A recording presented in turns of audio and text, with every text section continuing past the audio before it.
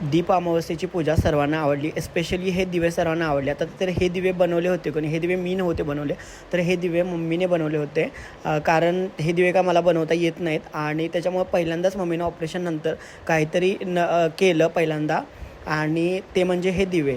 मम्मीला पण स्वामींची प्रचंड आवड आहे आणि स्वामींची सेवा मम्मी करते, आणि त्याचमुळे मम्मीनं पण म्हटली की मी हे तुला दिवे करून देते, आणि मम्मीनं मला हे दिवे छानपैकी करून दिले.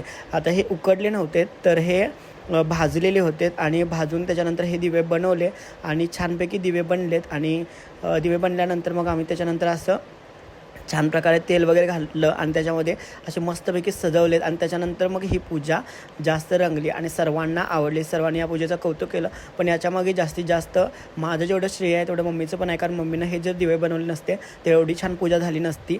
आणि आपली पूजा एवढी छान झाली की काही सांगायलाच नको. आणि मम्मीनं त्याच्यानंतर ओवाळलं आणि त्यानंतर मग आम्ही आरती वगैरे केली. श्री स्वामी समर्थ.